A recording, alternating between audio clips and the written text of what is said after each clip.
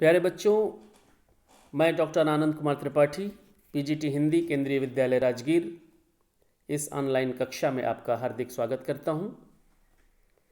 आज की कक्षा में हम बाजार दर्शन, जो कि जैनेन्द्र जी के द्वारा लिखा हुआ निबंध है, इस पाठ के प्रश्नोत्तर पर चर्चा करेंगे। इन प्रश्नों का जो मैं उत्तर बताऊंगा वही उत्तर नहीं हो सकते, उनको आधार मानकर आप अपने मौलिक उत्तरों की रचना कर सकते हैं, अपने उत्तर लिख सकते हैं। तो पाठ के अंत में दिए गए प्रश्नों पर चर्चा करते हैं। पाठ का पहला प्रश्न है, बाजार का जादू चढ़ने और उतरने पर मनुष्य पर क्या क्या असर पड़ता है। तो इसका उत्तर हम इस तरह से लिख सकते हैं कि बाजार का जादू चढ़ने और उतरने पर मनुष्य पर कई तरह के असर पड़ते हैं। जब किसी व्यक्ति पर बाजार का जादू चढ़ता है तो वह बाजार की आकर्षक वस्तुओं के मोह जाल में फंस जाता है। उसे जिन चीज़ों की ज़रूरत नहीं होती, यहाँ पहीं छप गया, पहीं प्रिंट हो गया है तो इसको नहीं कर लेंगे हम।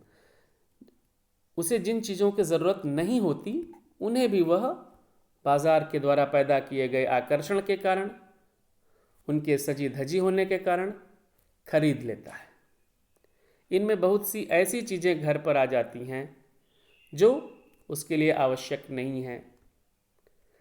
पर जब मनुष्य के ऊपर से बाजार का वह नकली जादू उतरता है तो उसे पता चलता है कि जो वस्तुएं उसने अपनी सुविधा के लिए खरीदी थीं वही उसके लिए समस्याएं बन गई हैं, उसके चैन को छीन रही हैं, उसके सुख को छीन रही हैं। दूसरा प्रश्न है, बाजार में भगत जी के व्यक्तित्व का कौन सा सशक्त पहलू उभर कर आता है। क्या आपकी नज़र में उनका आचरण समाज में शांति स्थापित करने में मददगार हो सकता है। तो इसके उत्तर में हम लिख सकते हैं कि बाजार में भगत जी के व्यक्तित्व का जो सशक्त पहलू उभर कर सामने आता है वह है उनका अपने मन के ऊपर नियंत्रण।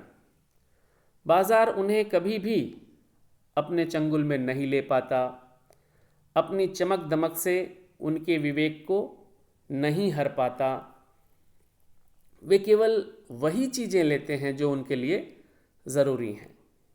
हमारी नज़र में उनका यही आचरण समाज में शांति स्थापित करने में मददगार है, क्योंकि उन जैसे लोगों की दिनचर्या संतुलित होती है। वहाँ पर हाय तौबा नहीं मची होती। किसी वस्तु के होने पर वे अहंकारी नहीं होते और किसी वस्तु के न होने पर उनमें हीन भावना नहीं आती। वे बाजार के आकर्षण में फंसकर अधिक से अधिक वस्तुओं का संग्रह नहीं करते। इससे उनका चित्त और जीवन शांतिपूर्ण रहता है। वे महंगाई बढ़ाने में भी योगदान न करके समाज का भला ही करते हैं। तीसरा प्रश्न है कि बाजारूपन से क्या तात्पर्य है। किस प्रकार के व्यक्ति बाजार को सार्थकता प्रदान करते हैं अथवा बाजार की सार्थकता किस में है। इस प्रश्न का उत्तर हम इस तरह से लिख सकते हैं कि बाजारूपन से तात्पर्य है बाजार की ऊपरी चमक दमक और व्यर्थ के दिखावे। जब सामान बेचने वाले बेकार की चीज़ों को भी आकर्षक बनाकर बेचने लगते हैं तब बाजार में बाजारूपन आ जाता है। जो विक्रेता ग्राहकों का शोषण नहीं करते और छल कपट से ग्राहकों को लुभाने का प्रयास नहीं करते, इसी तरह से जो ग्राहक अपनी आवश्यकताओं की ही चीज़ खरीदते हैं वे लोग ही बाजार को सार्थकता प्रदान करते हैं। मनुष्य की आवश्यकताओं की उचित रूप से पूर्ति करने में ही बाजार की सार्थकता है। ग्राहक बेचक एक दूसरे को ठगने के लिए नहीं होते हैं, बल्कि एक दूसरे की आवश्यकता पूर्ति करने के लिए होते हैं। चौथा प्रश्न है कि बाजार लिंग, जाति, धर्म या क्षेत्र नहीं देखता, वह देखता है सिर्फ उसकी क्रय शक्ति को। इस रूप में वह एक प्रकार से सामाजिक समता की भी रचना कर रहा है। आप इससे कहाँ तक सहमत हैं? आप लिख सकते हैं कि इस तरह से, इस बात से हम पूरी तरह सहमत हैं। बाजार का उद्देश्य विक्रय करके लाभ अर्जित करना है। बाजार में सभी लिंग, जाति, धर्म और क्षेत्र के व्यक्ति आते हैं। सभी अपने प्रयोजन की वस्तु खरीदते हैं। कोई भी ग्राहक या बेचक जाति, धर्म या लिंग नहीं देखता। यहाँ व्यक्ति की महत्ता उसकी क्रय शक्ति अर्थात पैसा खर्च करने की शक्ति पर निर्भर करती है। प्रायः बेचक या दुकानदार उसी ग्राहक को अधिक महत्व देता है जो अधिक खरीदारी करता है। इसलिए किसी भी तरह का भेदभाव उसके व्यावसायिक हितों के खिलाफ ही होगा। इस प्रकार कहा जा सकता है कि बाजार एक प्रकार की सामाजिक समता की रचना करता है। 5वां प्रश्न, आप अपने समाज के कुछ ऐसे प्रसंग का उल्लेख करें क जब पैसा शक्ति के परिचायक के रूप में प्रतीत हुआ, ख जब पैसे की शक्ति काम नहीं आई।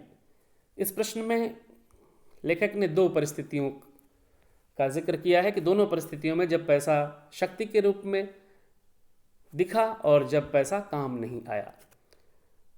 तो पहले हम क जब पैसा शक्ति के परिचायक के रूप में प्रतीत हुआ, तो आप कोई भी उदाहरण दे सकते हैं। जैसे इसमें देखा जाए, जब मेरे एक मित्र को कैंसर की बीमारी हो गई और उन्होंने जीवन की आशा ही छोड़ दी थी, तब मुंबई के महंगे इलाज से उनके प्राण बचे।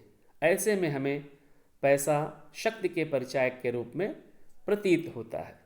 अर्थात अगर उनके पास पैसा नहीं होता तो वो मुंबई में जाकर के इतना महंगा इलाज नहीं करवा पाते और संभवतः जीवन से हाथ धो बैठते। तो यहाँ पैसा शक्ति के रूप में दिखता है। ख जब पैसे की शक्ति काम नहीं आई। जब देश के कई मुख्यमंत्रियों और अमीरों को भ्रष्टाचार के आरोप में सजा हुई और जेल जाना पड़ा, तब ज्ञात हुआ कि बेईमानी के कामों में पैसे की शक्ति काम नहीं आती।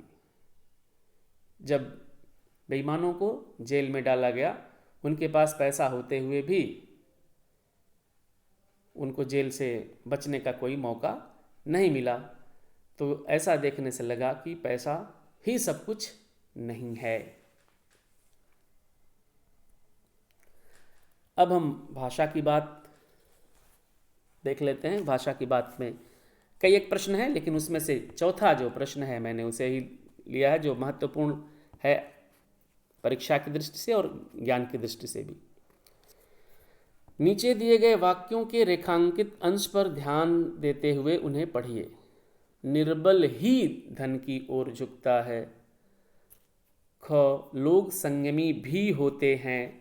और ग सभी कुछ तो ले लेने को जी होता था। तो ऊपर दिए गए वाक्यों में यहाँ रेखांकित करना भूल गए हैं, छूट गया है। आप देख लीजिए, रेखांकित अंश इसमें ही होना चाहिए था, दूसरे में भी और तीसरे में तो इस तीनों जो वाक्य दिए गए हैं इनमें ही, भी, तो ये निपात कहलाते हैं, जो अर्थ पर बल देने के लिए इस्तेमाल किए जाते हैं, इनका प्रयोग किया जाता है। वाक्य में इनके होने न होने और स्थान क्रम बदल देने से वाक्य के अर्थ पर भी विशेष प्रभाव पड़ता है।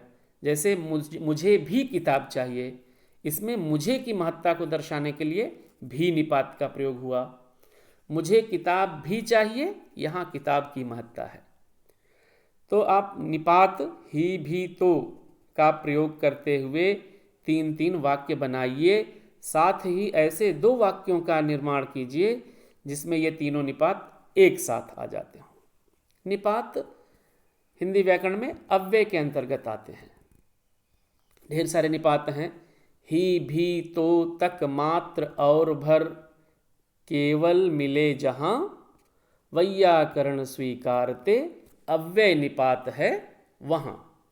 तो निपात वाक्य में प्रयुक्त होकर के एक उसमें अर्थ पर बल देने के लिए इस्तेमाल होते हैं। तो निपात ही का प्रयोग देखते हैं पहले में। मेरा ही काम है उनसे। दूसरा वाक्य हम बना सकते हैं, वे साथ ही चल रहे हैं। और तीसरा, मुझे उत्तीर्ण होना ही है। भी निपात का प्रयोग आप देखें, हमारे साथ यह भी पढ़ेगा। दूसरा वाक्य, क्या तुम अब भी नहीं समझ पाए। और तीसरा वाक्य है, तुम भी कुछ कहो। अब निपात तो का प्रयोग, जो कहा था वह कर तो दिया, दवा तो थी पर काम न आई, जाना तो है पर जाएं कैसे। अब तीनों निपातों का एक साथ प्रयोग देख लीजिए। अब आप भी खा लें क्योंकि माता जी भी तो खा चुकी हैं। अब इसमें आप देख लीजिए, अब आप भी का भी प्रयोग हो गया, तो का भी प्रयोग हो गया।